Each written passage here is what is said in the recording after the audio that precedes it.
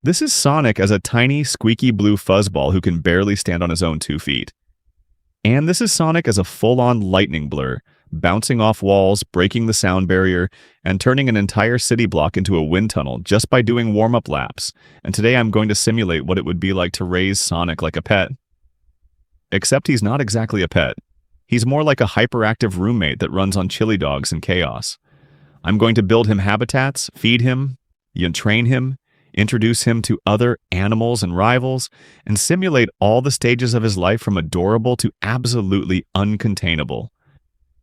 This is going to get insane, but to start out, here he is as a baby. He's sleeping right now, curled up like a blue cinnamon roll with a tail flicking every few seconds like it's dreaming of sprinting. I'm going to wake him up, and I'm doing it carefully because even baby Sonic has one setting. Go. Right now, he's only about the size of a football with tiny shoes that look like they were stitched out of felt. Tiny quills that aren't fully spiked yet, and these little mitt-like hands that keep grabbing at anything shiny.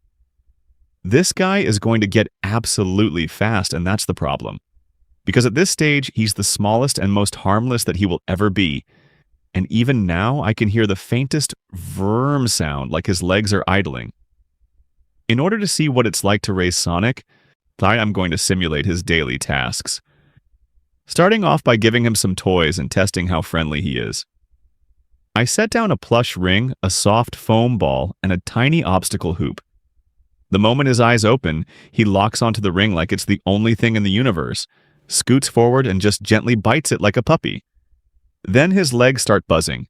He circles the hoop, bumps into it, gets offended, and then tries again with the confidence of someone who's never known fear. Now I'm going to offer him a finger, and I'm not joking when I say this is a trust exercise. He sniffs it, pats it twice like he's checking my stats, and then he licks my hand. Okay, good. Luckily his teeth are still tiny, and his energy is mostly cute, but later in this video that's going to change. He's going to get a lot faster, a lot smarter, and a lot more dangerous to my furniture. Next, I think it's time we start feeding him because he needs to start growing. So here's a montage in my head of him trying a bunch of different foods, starting with berries. He eats one, makes a face like he's deeply disappointed in nature, and spits it out with dramatic flair.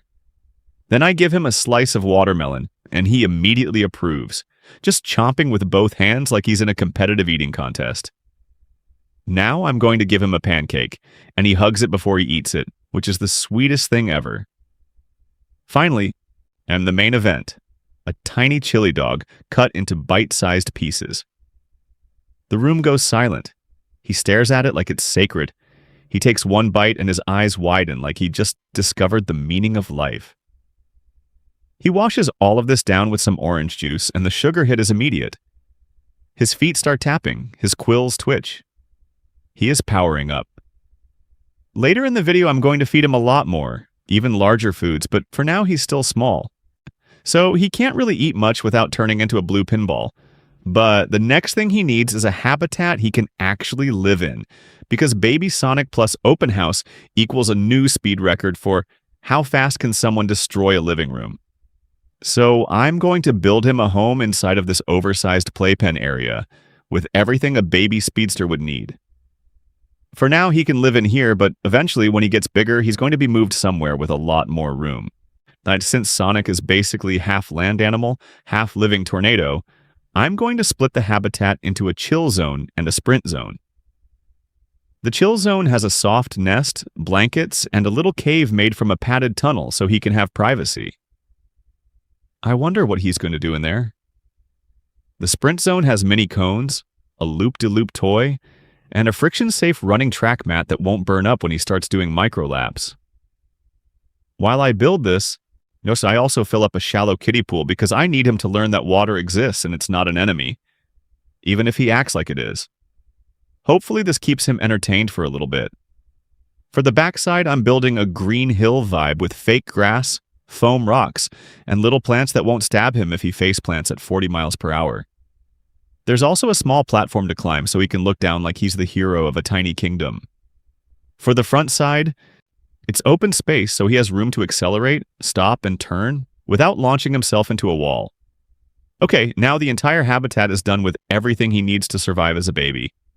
He has hiding spots in the blankets, room to walk around, a cave to sleep, a safe track to run, a pool to splash, and enough space for him to grow. This looks like a cartoon paradise, so hopefully he feels at home, and it's time for him to move in. Sonic slowly makes himself comfortable. And he explores the edges like he's mapping the world, pokes his nose into the tunnel cave, hides behind a blanket like it's camouflage, and then immediately gets bored and tries to test the speed limit. He does 3 laps, stops, shakes his head like not enough, and then does a lap so fast my hair moves. Over the next few days, he seems to enjoy this place. He picks a favorite sleeping spot, lets me feed him by hand, and even lets me pet him between the quills. And even though he doesn't look like the kind of creature that would sit still for affection, he does this weird thing where he leans into the head rub for exactly 2 seconds, then zooms away like he's embarrassed he liked it. Since he's been growing faster and faster every day, I'm going to introduce him to some other common pets to see how he reacts. Starting off with the dog. The dog comes in calm, tail wagging, and Sonic freezes like a statue. Then he does one cautious sniff, and decides they're friends and circles the dog at a speed that makes the dog's ears flap. The dog tries to follow him with its eyes and just gives up. Next, what about a cat? The cat looks at Sonic like, "You're not real." And Sonic looks at the cat like, "You're my rival now." The cat swats the air once, Sonic flinches, and then he immediately offers the cat a tiny piece of pancake like a peace treaty.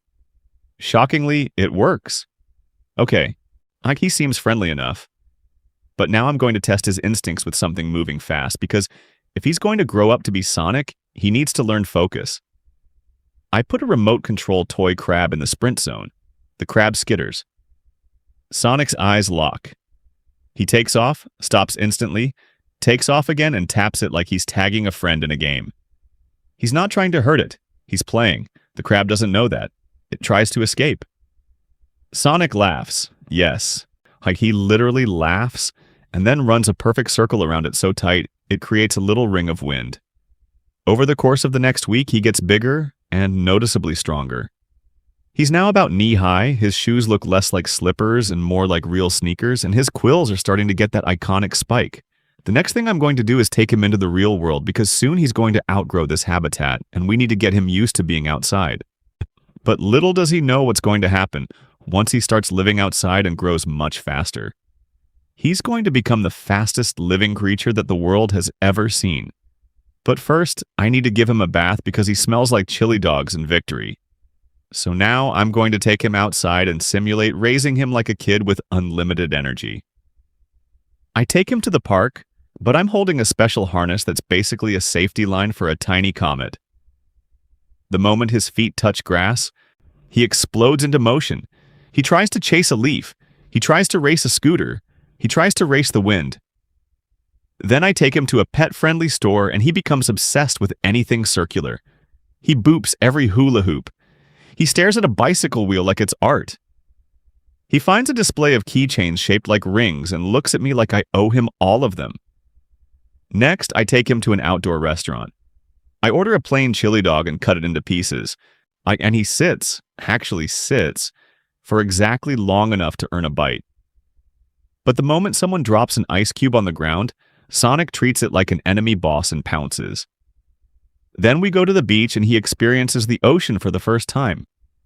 He walks up, the wave touches his toes, and he instantly jumps back like he got insulted. He tries again, more confident, and then decides the wet sand is a racetrack. He takes off, skids, wipes out, pops up like nothing happened, and then makes friends with a little crab. Until the crab pinches him and Sonic yelps so loud 3 seagulls leave the area. But he can't go too deep yet because his swimming ability is basically panic and splash. Something tells me he's going to be back here later, though. Now he's getting hungry, so I bring him home and introduce him to new foods.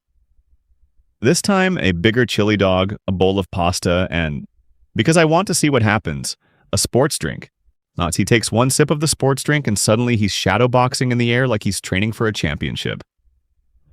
Okay, but now we're going to fast forward over a year of him growing, eating, and slowly outgrowing every boundary I set. Here's what he looks like now. He no longer fits in the playpen. He sleeps sprawled across a human bed like he pays rent. He started eating human-sized portions, started doing laps around the backyard, and unfortunately, Sonic is getting too fast to keep at home like a normal pet. Because one day I blinked and he moved the couch. Not pushed it, he moved it. Like it teleported 3 feet to the left. So for the next stage of his journey, he's going to be transported to a massive training environment. Basically a speedster sanctuary, where he can run safely without turning my neighborhood into a slipstream disaster. Even though he's grown to love the home he grew up in, he needs more space to live a happy, healthy life and continue leveling up. And we're going to build him a brand new, massive habitat with plenty of space. Right over here, the habitat is going to have a long track that curves through trees, a hill zone for jumps, and a soft sand area for landings. There's also a viewing fence because people are going to want to see this one-of-a-kind blur, and I need them not to step onto the track like they have a death wish. There's a shaded cave area too because even heroes need naps. Now it's time to bring him in and see what he thinks. The moment he sees the open space, he freezes. He looks at the track, he looks at me, he grins, and then he's gone. A blue streak shoots forward, loops the entire perimeter, and returns to stand right where he started like he didn't move at all. Now, standing taller than my waist with confident posture and that classic, "I'm faster than your thoughts" expression, this is unlike anything anyone has ever seen up close. He's instantly a hit. People gather, cameras come out, and you can hear the crowd doing that mix of laughing and gasping because their brains can't track him. But there's a problem. The more attention he gets, the more he starts to perform. And when Sonic performs, things get risky. He starts trying trick runs, wall taps, spirals, and these sudden stops that kick up dust like mini explosions. It's cool until it's stressful, because he can't just be on all the time. So I set up a routine. Morning sprint session, midday rest, evening enrichment. Enrichment for Sonic means puzzles that challenge his brain, not just his legs. I give him ring-shaped puzzles, a maze where the goal is to reach a chili dog reward, and a reaction game where he has to tap a button only when a green light flashes. He masters it in one day. Then he starts tapping early just to flex. Okay, so now we need to introduce him to a rival dynamic. Carefully, because Sonic's personality isn't just speed, it's competitiveness. And I bring in a training drone shaped like a little red sphere, and I name it Fake Egg. Sonic hates it instantly.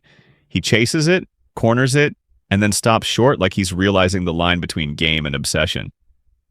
Good. That's growth.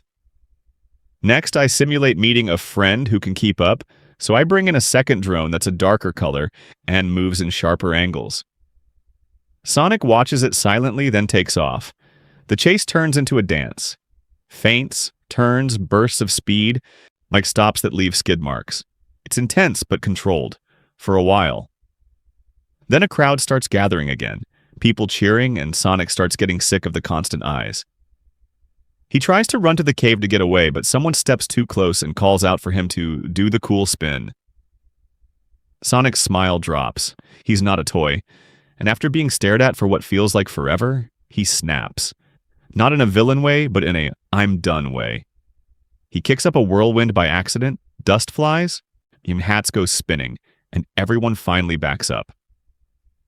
The staff panics and decides to take extreme measures, not understanding that the problem isn't Sonic being bad. The problem is they're treating a living legend like a circus act. They move him to a smaller enclosure for safety, and it's basically speedster solitary confinement. It's cramped, boring, and worst of all, it has nothing to run on. Sonic's new routine becomes waking up, pacing like a caged storm, tapping his foot so fast it hums, and staring at the walls like he's calculating angles. After a few days, he starts refusing food, not because he's not hungry, but because he's mad. And when Sonic gets mad, the air itself feels charged. One night, I hear a sound like thunder, and the next thing I know, he's vibrating so fast the locks rattle. He doesn't blast beams or anything like that. This isn't that kind of story. But he does something scarier. He uses pure speed and precision to slip through a gap nobody thought existed. He escapes, not to hurt anyone, but to run. He tears through the facility like a blue gust, opening doors with careful taps, avoiding people, dodging obstacles like it's a level, and heading straight for the place that always made him feel free. The open coast. There's now a creature on the loose that the world has never seen before, and the headlines would be insane. But what Sonic wants isn't destruction. It's space. He hits the beach at dawn, the sand cool under his feet, the horizon wide, and yet when he finally breathes, he runs along the shoreline so fast the waterline ripples. He darts across the surface of shallow waves like he's skipping on liquid glass, and for the first time, the ocean doesn't scare him. He respects it. He circles back, finds a quiet rock, and sits. And I find him there because I followed the only clue he always leaves behind: the wind. I don't rush him. I sit far away. I put down a chili dog like a peace offering. He looks at it, then looks at me. And I can see the conflict. He wants freedom, but he also wants connection. So I do the only thing that makes sense. I don't try to own him. I don't try to control him. I change the plan. If I'm going to simulate raising Sonic, the final stage isn't a cage or a collar or a base or a spotlight. It's trust. We rebuild the habitat into an open training sanctuary with rules that protect him from crowds and protect crowds from his speed. We set boundaries, no performance demands, no sudden approaches, no treating him like entertainment. We give him routes, choices, and quiet zones, and Sonic, being Sonic, doesn't become tame. He becomes balanced. He still runs like a bolt of blue lightning. He still lives for the thrill. He still eats chili dogs like it's a mission. But now he runs because he wants to, not because he has to. And that's what it would really be like to raise the fastest hedgehog alive. You don't keep him. You keep up with him just enough to make sure he's safe. And then you let him be Sonic,